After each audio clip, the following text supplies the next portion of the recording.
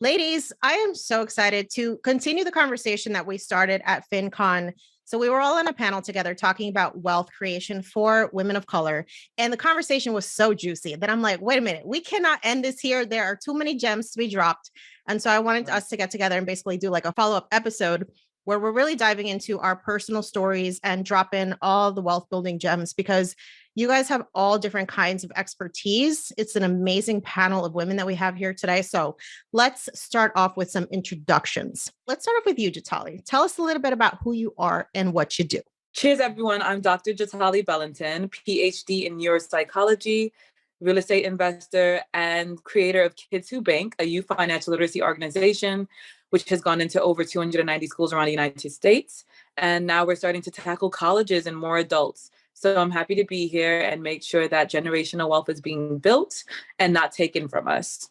Absolutely here for it. Devon, how about you? Tell us a little bit about who you are and what you do. Hello, everyone. My name is Davonne Reaves. I am the president and founder of the Vonne Group. We are a hotel consulting and investment firm, as well as the CEO of Vesterr, which is a crowdfunding platform where both accredited and non-accredited investors can invest in commercial real estate, including hotels.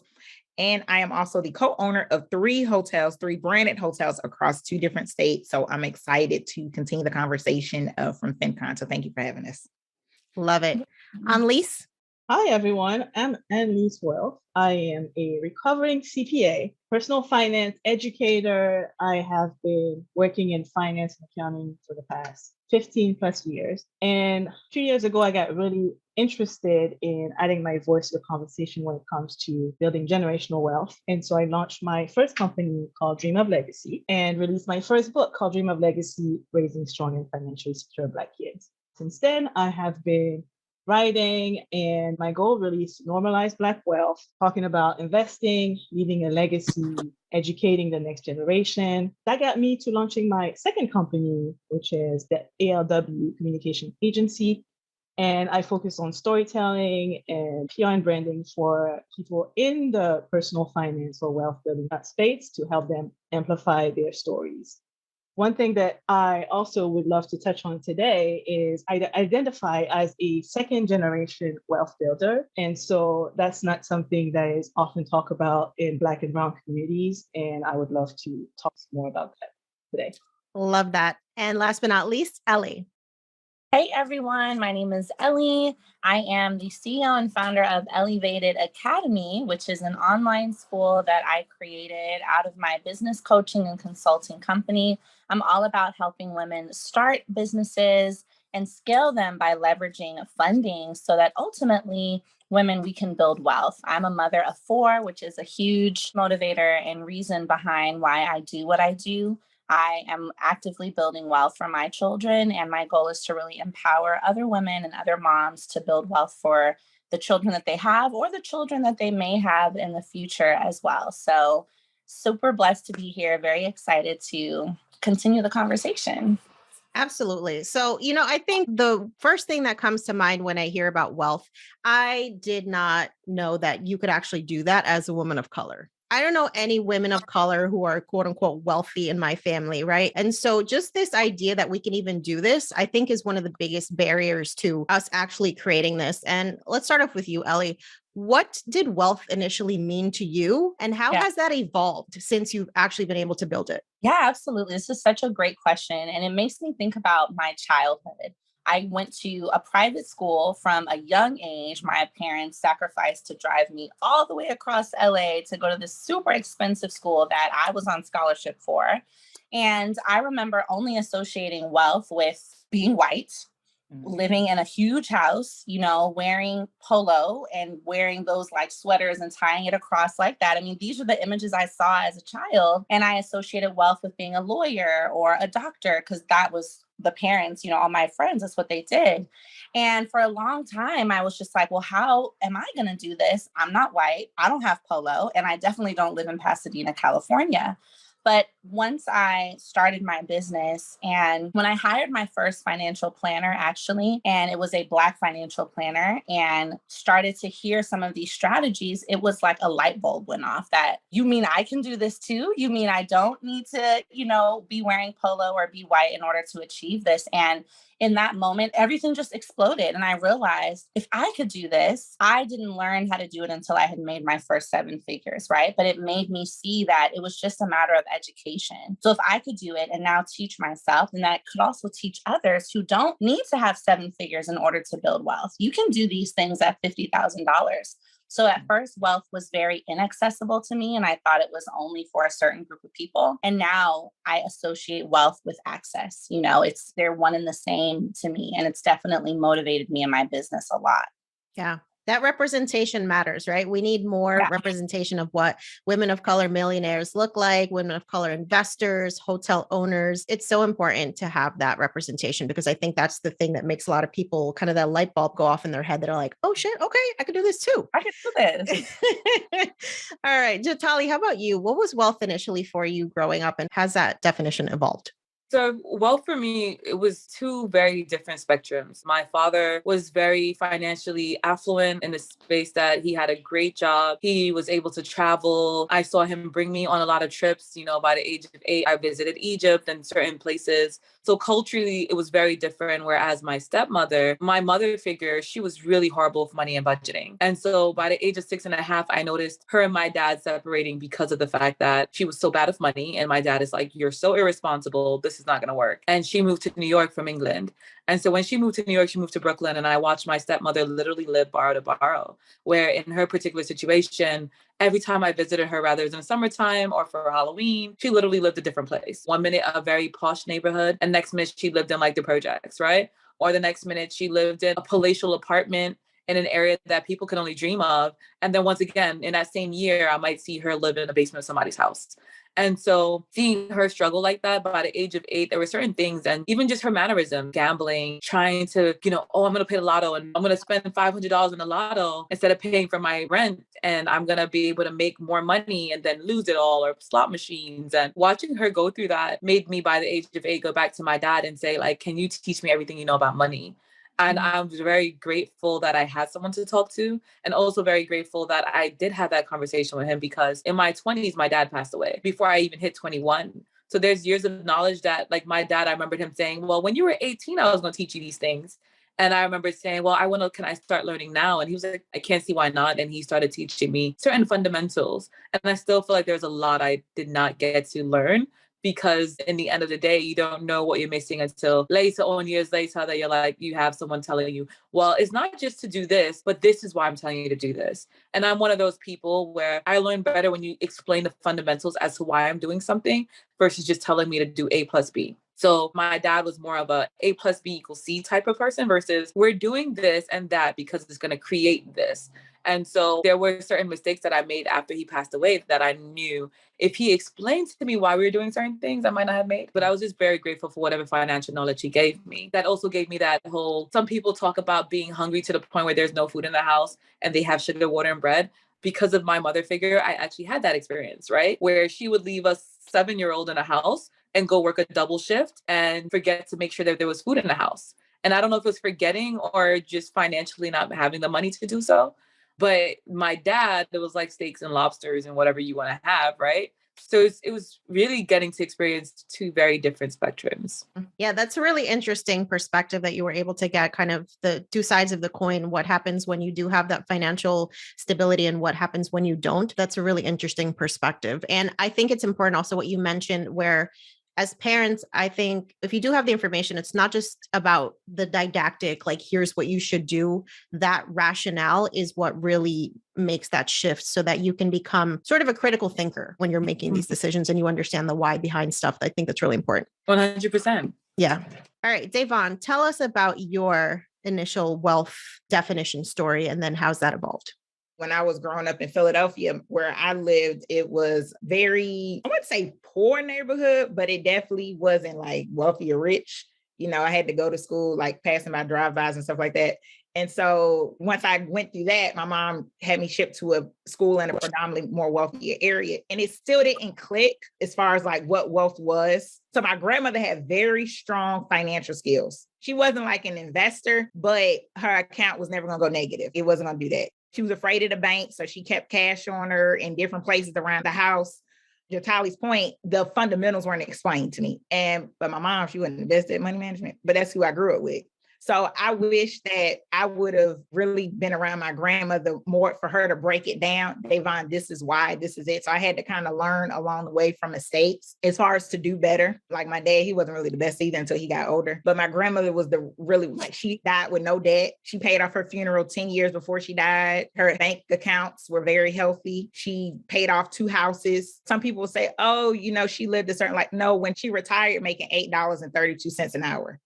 So for her to retire making that amount, and I said, well, Grandma, how did you survive? She helped put both me and my sister through college. We didn't really have debt. And the reason why was because of me. I had scholarships with my grandma, but that was just me. Everybody was getting a loan, so I got one. I didn't need to get a loan. I just got a loan because everybody was getting one. So again, if I would have had somebody to break down the fundamentals, but my grandmother, her philosophy was, I just paid off a little bit. Whatever, if I had extra, she was like the first in my family to go on cruises. So my grandma was okay, but she didn't explain the fundamentals. So I didn't know anything about patience, meaning becoming a patient investor. Like when you get money, hold it, let it grow, compound interest. It didn't click. So I wish that I would have had those strong fundamentals when I was younger, because I would have been oh my gosh, I can't even describe how rich, the amount of money that I've had and had access to, and I wasted it because I didn't know the fundamentals. What do you do when you get an inheritance? So when you get an inheritance check, what can you do with it to invest it to make it multiply?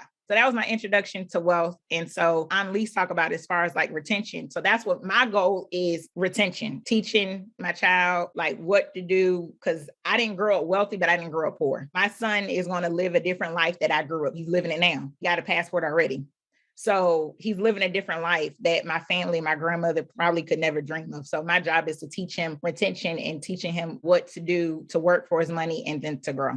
Absolutely. I love that perspective. And it's amazing when you look back at our ancestors, how much they were able to accomplish with literally scraps, right? My grandmother was the exact same way. She has already prepaid her funeral, got a paid off house. The woman supports herself on, I don't know, a couple $100s a month in Social Security in Puerto Rico. And I'm just ma'am, I don't understand. I don't understand how you do it. But the fact is that I think we have in our genetics, we have the skills to survive. Now it's about learning the skills to thrive. That's that shift, right? What can we do with a ton if we've been able to do so much with a little bit? Annalise, how about you? So you have a unique perspective as a second generation wealth builder. So I'm curious what you saw growing up and how that idea of wealth has evolved for you. So I grew up in Cameroon for the first 13 years of my life. And it's a country where maybe today there's a little bit of a middle class, but back then there was none. So it's either you have it or you don't. So I grew up very aware of the fact that my family was doing pretty well compared to most people in the country. What I thought wealth meant back then is really being able to afford nice things and experiences, being able to travel around the world. Also freedom, because, my parents, they became financially independent before they even turned 40. And they were, investing in real estate, the stock market, but they had their own businesses. We would have lunch every day. We would have dinner together every day. And so to me, having the opportunity to be there and be there for your family, spend time with your family, show the world to your family. And even though we didn't have a lot of conversations about money, I'm one of those people who learn by observing. So I was able to pick up a lot of things when it comes to investing, how you organize your affairs and trust funds and all of that stuff just by paying attention, listening. So I learned also back then that money was a tool. It was a tool. But one thing that my parents taught me is that you don't treat people according to how wealthy they are. You have to really look at the character, and that's the most important thing.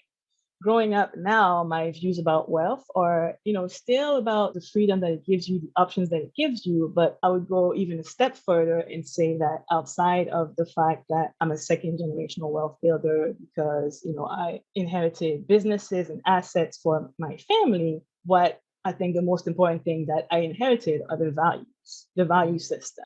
And so to me, that's probably the most important aspect when it comes to wealth. I absolutely love that sentiment. It's like the intangible things are often more important than the physical stuff. When you're talking about using money to amplify your character, like if you're a good person and you have access to money, you can do amazing things. The same way that if you're a terrible person and you have access to money, you're going to do horrible things. And so that's one of the things that I think I've had to unlearn as a first generation wealth builder and a Latina. There's a lot of demonization of wealth. There's a lot of like the biblical religious undertones that like wealth equals gluttony or greed, and that somehow wanting it makes you a bad person. And I'm just like, why are we glorifying the struggle? It's not cute. And there's so much associated with, like how people view wealth and like the negative aspect that, to be really honest, I've been financially independent since my 20s, and I've been able to build wealth to a certain extent on my own. I will never call myself a self-made anything because that's just not the reality. But I was able to reach close fire in my 30s and things like that. A few years before my father passing, he actually told me what his plans were and that I was going to be a successor. And so I was already preparing myself, but I thought this is like 10 years down the line. So I have time to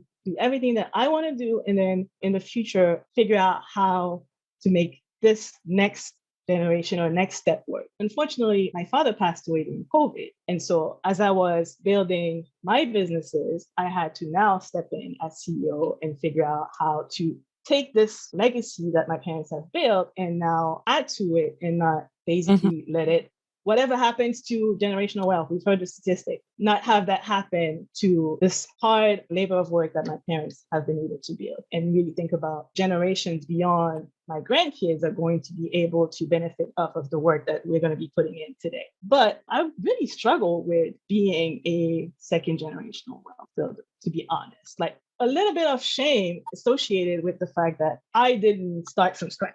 And I think it's because of all of the negativity that people associate with wealth. So I had to really have conversations with people, and even the people who started from scratch were like, that's actually what we want our kids to be able to experience. And we should come out and talk about this some more. So I'm glad to be here and talk about it today. Add to what you're saying, I think there is like this misconception that the Bible wants people to be poor.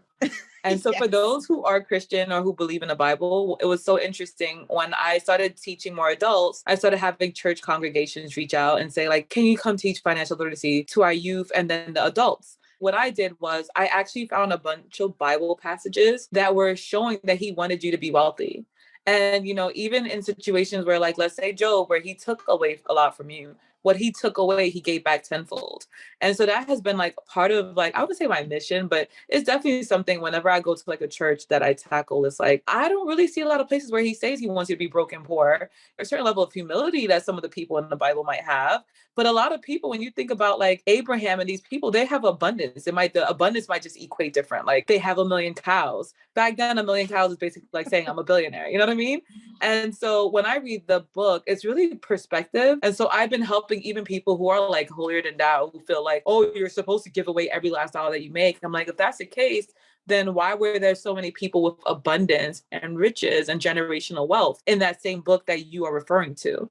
And so I just think, though, when we are to the point where the money becomes who we are and we're chasing money and not passion and purpose, that is where I feel like God teaches you a lesson. I feel like that's where the Bible might be like, it's about to go left, right? And then the poverty might come. Because I feel like even in life, it goes like that, just universal law. If you don't believe in the Bible and you just believe in universal law, if you're a taker, take, it's going to get to a point when you're not giving enough that the universe is going to be like, you know what? We're going to start taking from you because all you do all day is take. So I think it's important that we have a balance of give and take in life. And that's also the balance of generational wealth, I feel like, because you build organic relationships that can help you remain in the position of financial wealth, in my opinion, because we can't do this all by ourselves. It takes a try. That's why it's called generational wealth, y'all.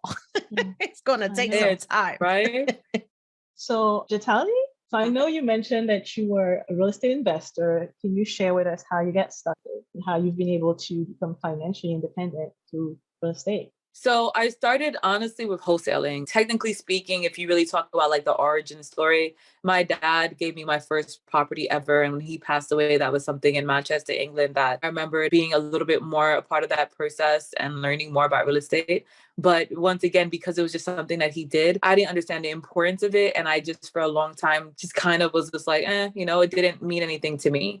And it wasn't until I left corporate and I was in the middle of maternity leave, and I realized that I was working for a company that even after maternity leave to come back, and they wanted me to work crazy, obscene hours as if I didn't have a newborn at home. And I remember them questioning my ambition because of it, because I did not want to work crazy hours or lower my pay. And all these conversations started being on the table. I went to one of my cousins who at that time, he had just made his first 10 million in real estate. And I was like, well, I know you're doing good in real estate. Maybe can you let me know, how can I get started deeper? Can you teach me some things? And because he was formerly working for Keller Williams, who I must say, not a plug for them, they have some of the best trainings when it comes to real estate individuals that I've seen. And so my cousin gave me a lot of his books and notes and tape recordings from his classes there. And he was like, well, I need somebody to help me with wholesaling. He's like, because that's where I'm really making the most amount of money. So he started teaching me how to wholesale and teaching me the scripts. And at first it was like, we would be 75 calls in and getting rejected before we get like a warm lead or a hot lead.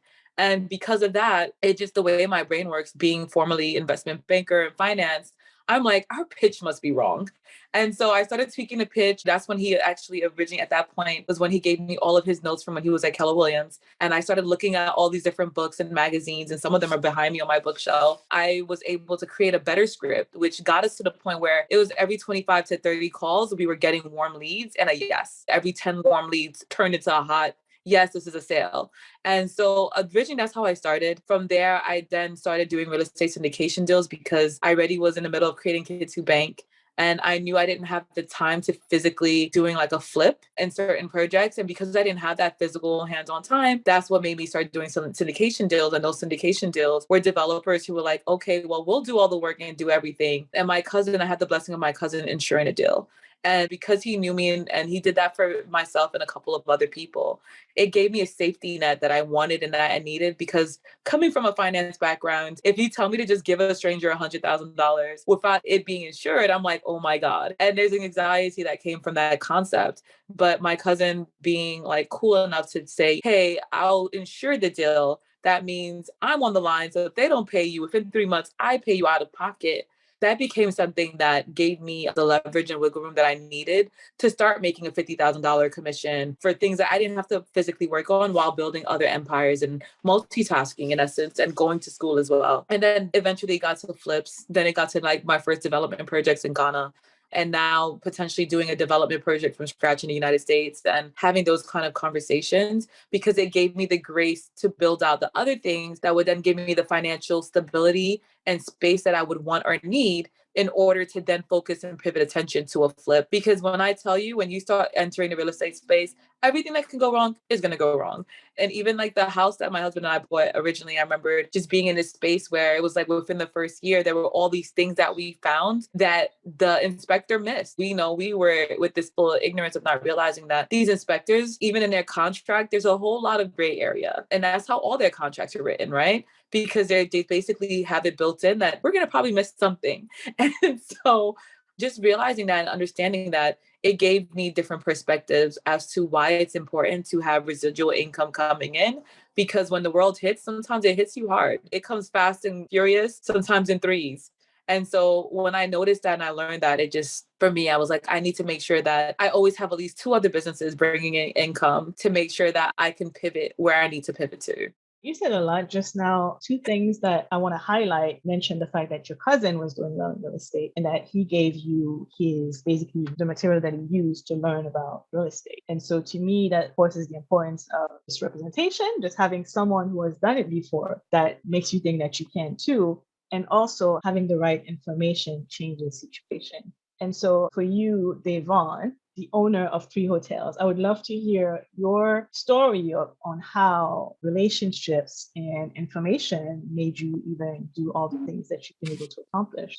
I've always been a worker. post-college, I think I had like 3 different jobs at once, trying to fix up, the property my grandma left me, right? To fix it up and rent it out. So that was my thing, because I didn't understand credit back then, or business credit. So Ellie, I wish I would have taken your class back then, girl.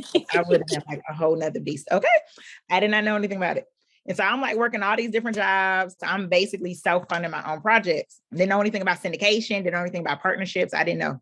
Then I had an opportunity to move to Boston, and it was a full-time job, a very well-paying job. So I didn't have to work 3 jobs at once. And I was able to still, find my real estate projects. That's also where I learned a lot more about hotel ownership. But I'm still trying to think of ways to diversify my income, because I don't believe in just having one income. And so I started getting like little side jobs and stuff, because I knew that I wanted to have multiple streams of income coming in. And so when I became an entrepreneur in 2017, I had enough in my savings to do that, because I've always worked so many different jobs. So I was able to, of course, my family was, how you living this lifestyle, traveling, doing this, doing that? I was literally going around the world when I wanted to, because I worked so many different jobs. I was just saving my money, because I wasn't doing anything in Boston because it was too cold. And I was able to start my own consulting firm, the Vonne Group, which will be 5 years in October. Because people they was like, oh, Devon, you ain't gonna last. I had to think about that. And I'm like, oh, you've been 5 years now. I was able to take that knowledge that I learned, and I was able to get contracts. I was able to grow, build those relationships. I actually built those relationships from working in corporate America. The hotel industry is very small. The ownership in the hotel industry is even smaller. And then with Black people is even smaller on top of smaller. It's like, it's not that many of us. And so being able to develop those relationships, and then just based off the experience and knowledge that I obtained, I was able to partner with Nassau Investments, shout out to Mike Ely, and we acquired the Home 2 Suites in El Reno. So from understanding how to structure deals, understanding the brands and how it works, understanding how to raise capital without getting too complicated. While I was in corporate, I didn't really touch on how to raise capital, because you would hire people out. So my trajectory to ownership is a little different from other people, because I was always in corporate. So it was always working with consultants, like never really having to figure everything out on your own at that level, or understanding the creative finance. And so this is a new world, business credit, all this is a new world now, because the numbers were larger. So you just pay somebody and they'll figure it out for you. And so with the El Reno deal, that's when I had to figure out on my own, and how to figure out how to raise capital, because they didn't break it down how to raise capital, because we just hired somebody to do it. So I had to figure out how to raise capital. That was the thing. And so I was able to raise capital and able to get on and partner with the deal. And then the next deal, which we did not get, but it worked out, but just learning and raising capital and building relationships. And then the Indiana deal, that's the 2 hotels in Indiana, was a portfolio deal. Again, the relationships that I built from working in the industry. I actually been volunteering in the hotel industry since I was a college student. So just imagine 15 plus years of going to conferences, volunteering with people, still sending Christmas cards, still speaking at schools, building those relationships. So when it came back around years later, hey, I need a favor. Hey, Davonne, I found this deal. Hey, Davonne, I want to introduce you to somebody. Hey, Davonne, I have $100,000 and I want to invest with you. All of those things, just really focusing on my brand and really just being a woman of my word, which I learned from my grandma and my dad. Being a woman of your word and really understanding the importance of relationships have helped me throughout my career. And it's something I value very dearly, our relationships and our brand. I take that very seriously, because that can make or break you. If I wasn't a woman of my word, somebody's just not going to hand you $100,000 or even $2. And so I'm big on that. And I'm big, and I guess it's come from that hospitality spectrum of me working in the front desk, like taking care of your people and taking care of your guests. So that's how I was able to build wealth creation from 1, having multiple jobs, and then 2, was just tired. So now I realize scaling and bringing on people so I don't have to work so much. I love what you said about relationships. Janice, I think recently you posted something to the extent that the relationships you have in your life are very impactful on your wealth building journey. I would love for you to expand on that. Oh, yeah, absolutely. When I think about the impact that relationships, especially intimate relationships, can have on your money, I don't think it's enough emphasis that's placed on like how important the person that you decide to share a bed with, how important and impactful that can be, right? And so when we think about the idea of marriage, it's like the love is always top of mind concept, the wedding and all that stuff. But when we really think about like what marriage is, it's a contract, just like a business contract. There are huge financial consequences to that contract. And I don't think that we have enough perspective on like what exactly are we signing up for when we decide to say I do. And so I'm actually in the process of finalizing a divorce. And the amount of information that I have learned in this process is mind blowing. How much of a financial impact marriage and divorce can have if you are a wealth builder, you are starting businesses, if you are acquiring real estate assets or stock investments. There's a lot at stake. And I think as women, especially in this generation where we are essentially the first generation of women that has access to the ability to create wealth. Let's think about it. 1970s, that was a time when our mothers were born or were young and they were not able to get credit. They were not able to get loans. They were not able to have bank accounts. They weren't able to do a lot of what we have access to. And so what marriage looked like for them was financial security and stability. You needed to get married. Now we have more to lose, I would say, as women, especially as wealth builders, if we don't understand what those financial implications are of marriage and divorce. So I am like, ladies, if you are a first generation wealth builder, please get yourself a prenup because there is too much to lose out here. You know, for example, if you start a business while you're married, that's considered a marital asset. So if you get divorced, you're going to have to buy out your spouse, even if they never worked in your business, even if they didn't give you $1 to start that business. That's a terrifying thought. And depending on how valuable that business is, that could be millions of dollars that you owe to somebody for nothing because they didn't do any of the work. And so just like thinking about what you have to lose when you decide to say, I do, that needs to be a top of mind. And I would actually go a step further and talk about prenup or postnups, but even as you're building wealth and you're planning to transition that wealth over to your kids, what if your kid end up marrying someone and then at some point, the person inherits all the stuff that you worked really hard to build and they don't even have like kids. So basically you work really hard to build someone else's family as well. As you build the trust, you might want to add clauses so that doesn't happen.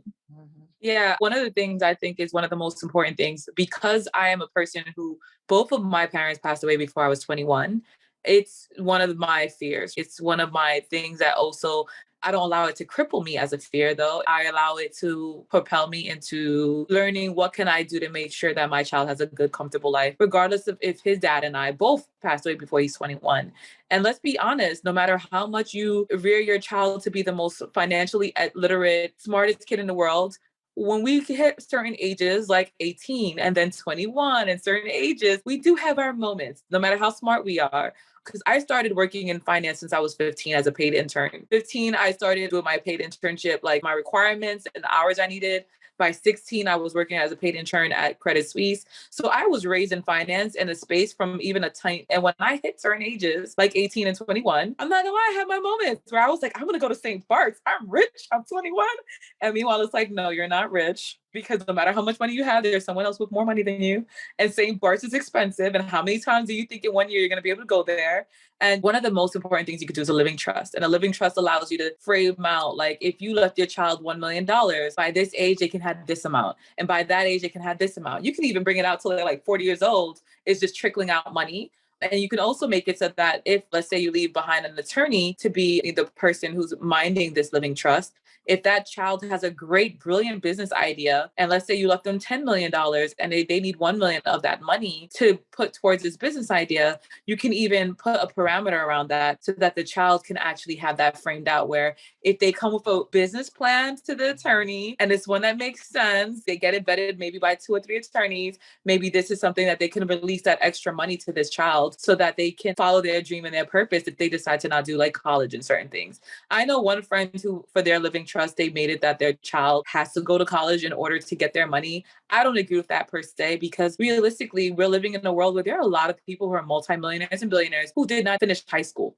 And so as such, I would not put that kind of an education ramification on it. But maybe like I could see also having something like a vocational skill. And so these are all things that you can mandatory, or you can even say, say something as simple as, hey, I have a pet and it's a family pet. So if I die, you have to take care of the family pet. And that's a part of the living trust. So it's really cool how much you can do, especially when you have children. So that's one less fear that you necessarily need to have.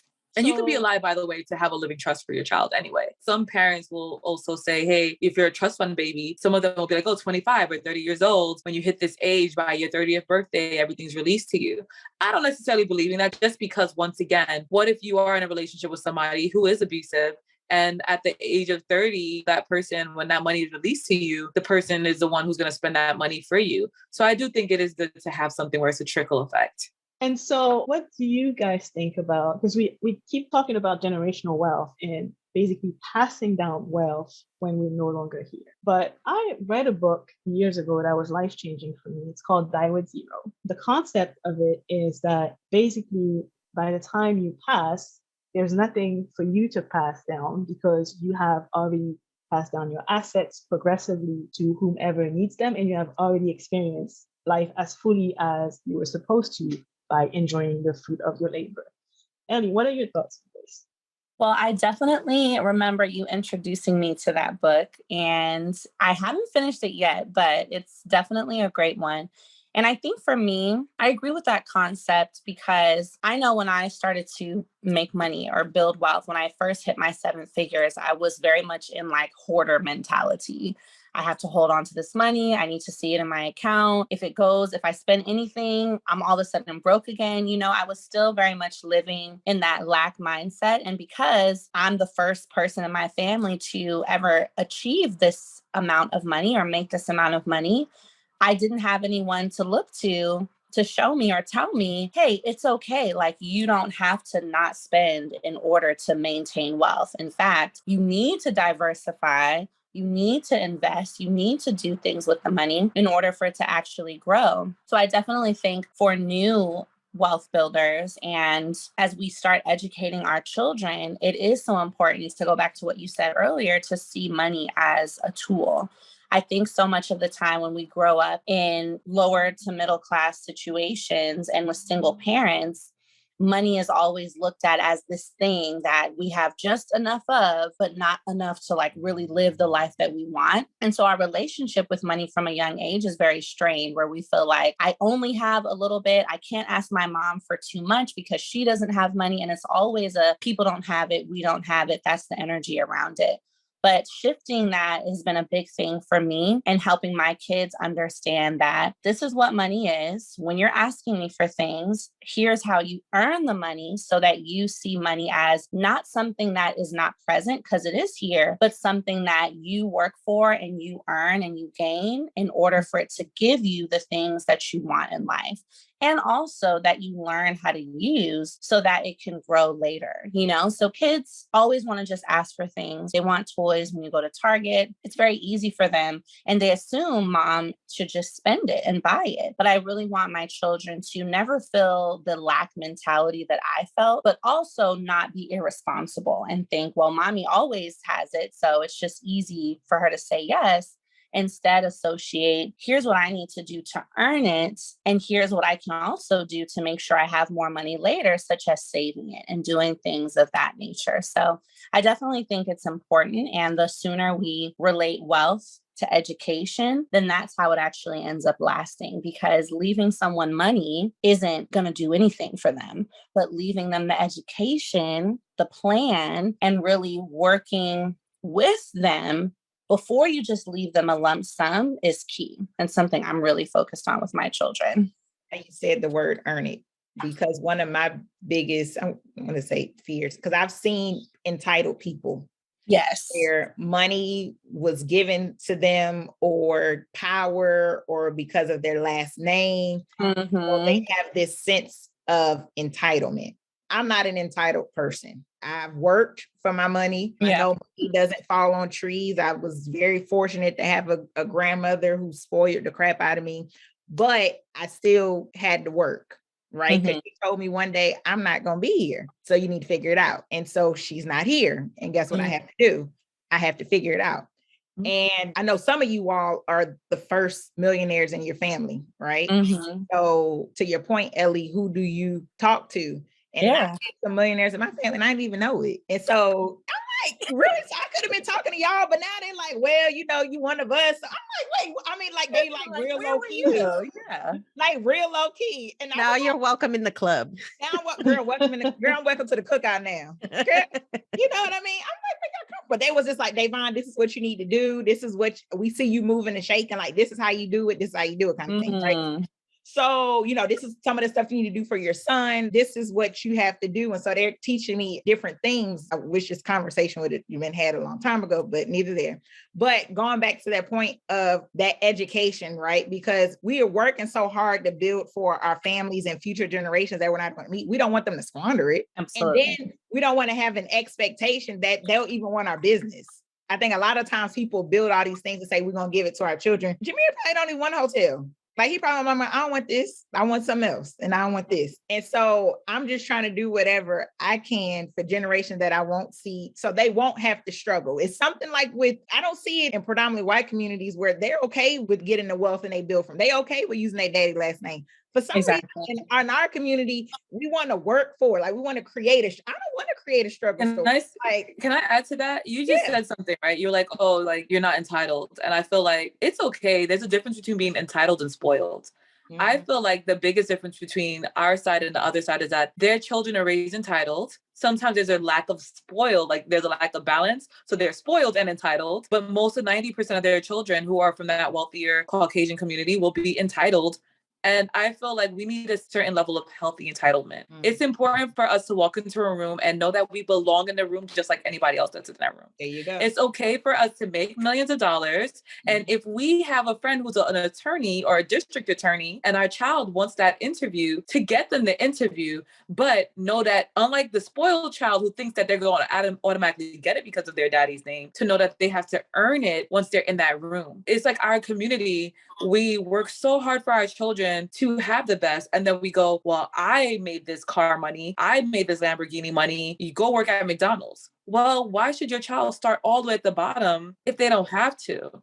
They should learn how to earn that position at the higher type and build out the relationships, but that doesn't mean that they have to start at McDonald's or start at the complete bottom of the barrel of like, oh, go outside and you have to sell lemonade till the age of 25 until you figure this out. I don't think that's fair, right? I agree with you on that. Yeah. So I think the reason why I'm very balanced is because I worked those jobs, not because my parents made me. But at 16, I decided that I wanted to be a cashier. So I went and worked as a cashier. And, throughout college, I was always, if I wanted to go to a concert, I wouldn't just spend my money. I would buy multiple tickets, sell them, and then go to the concert for free. That hustle mentality, I think, is very important that we teach our kids.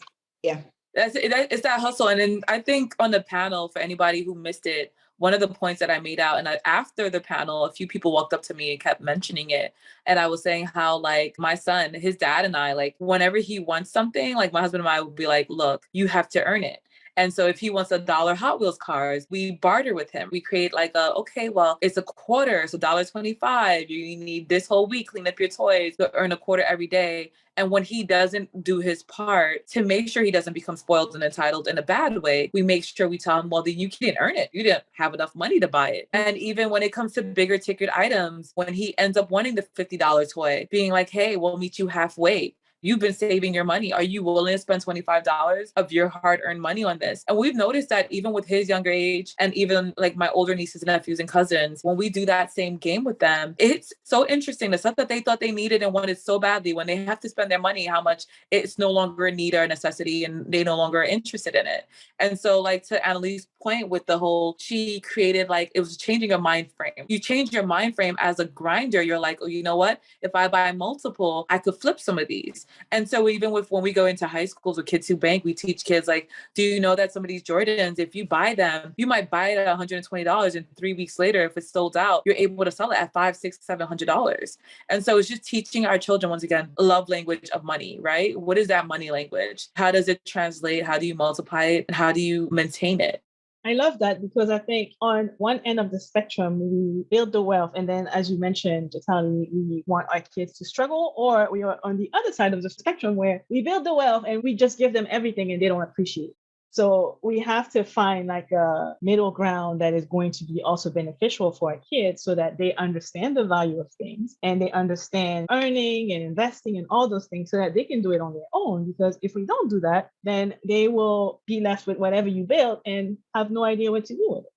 Absolutely. I 100%. think it's important for us to stop glorifying the struggle and weaponizing privilege, because I think the word privilege comes with a lot of negative connotations in our community, right? Like we like to throw it at people like daggers, like, oh, that's nice. You could do that because you have privilege. But it's like, why wouldn't we want to aspire to that? We already know what the struggle looks like. Can we opt into something else? Can we stop making it seem like that we are not worthy of having the privilege to set our kids up for success, to make change in the world, and to stop opting into this glorification of struggle? I think we need to do that as a community, just move on from this narrative that somehow there's a nobility with it, because I don't think there is. I've been like actively trying to do in my friend circles and in my family to counter that, because I've noticed it a lot. And since becoming the 7-figure earner, some of the people that I knew growing up are acting different, you know, acting funny. All of a sudden I'm changed because I have money, or, you know, I'm not coming around anymore. You're too good for us. Yeah. And it's like,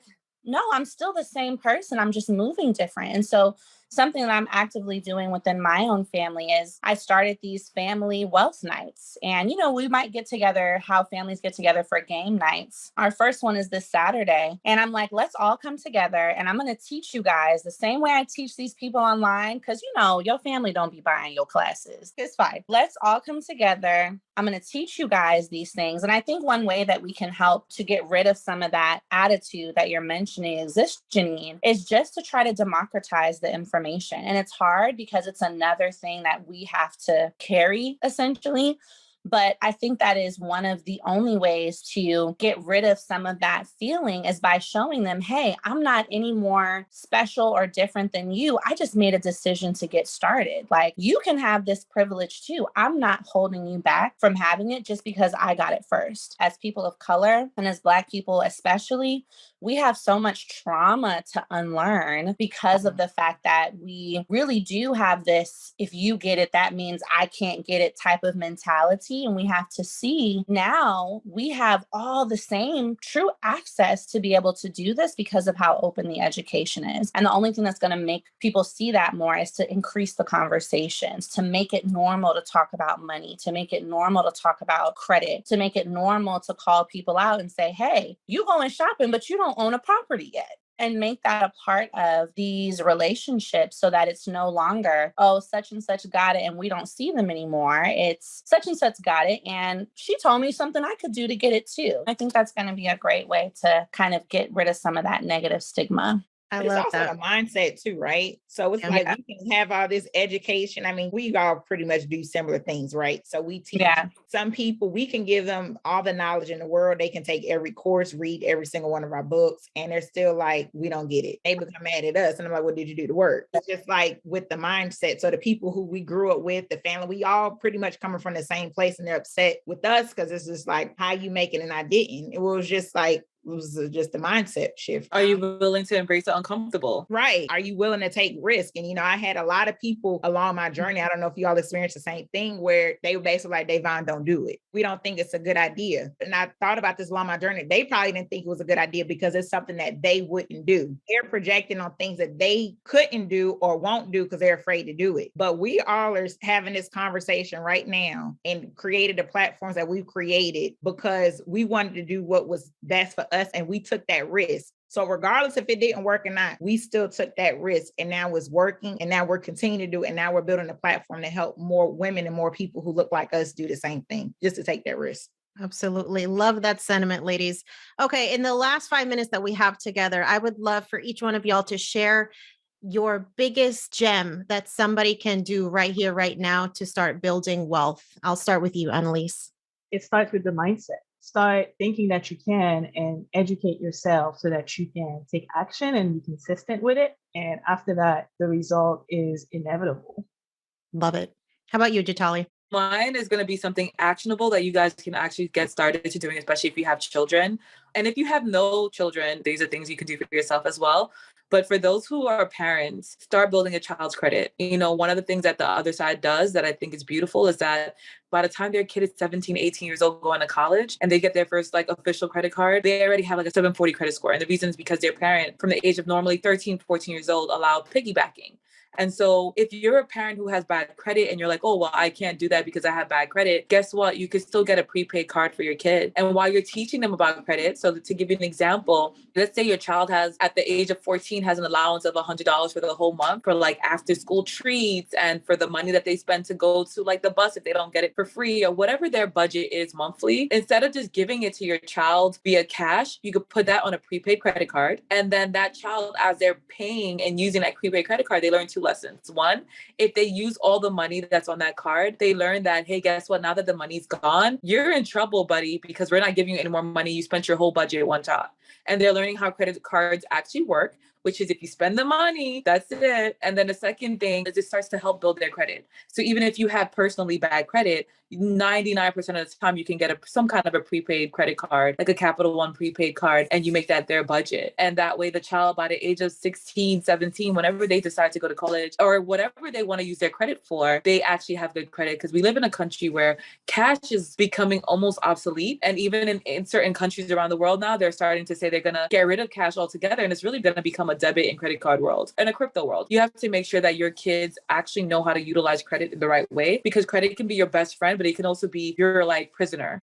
Awesome. How about you, Ellie? I think that's something actionable women or anyone listening really can do right now, especially if they are mothers, is to start investing for their children. I am such a big advocate for this, because it really is your way of ensuring that by the time your children are 20, 30, 40 years old, that there's money there for them. And I believe that there's no better way to prepare your child for the future than to start super young. So opening things up like a 529 account, if you think that college is in the equation for them. But even other than that, a regular investment account, a UGMA or a UTMA, opening up a custodial Roth IRA, which would mean hiring your child into the business. But that's another great way to teach them the concept of earning money, to teach them the concept of saving and investing.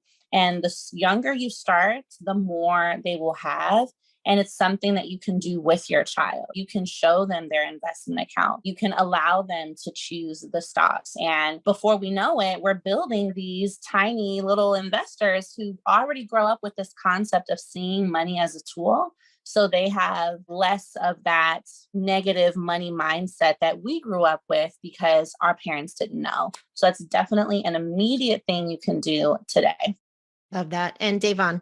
Real quick, for the folks who aren't good with money, because a lot of people put out this information and you're like, but I don't have anything, right? Start small. Whatever dollars you have left, whatever change you have left, put in the piggy bank. And I know Jatali just mentioned how we're going into a debit credit. There's some banks, I'm not a financial advisor, there's some banks that you can use that takes your spare change every time you swipe your debit card. Put it into something that you cannot see. Okay? If you cannot see it, you won't spend it. So put it into an account that's far, you'll be surprised. Check on it months, year from now, how much money you have accumulated because you haven't touched it. I love that.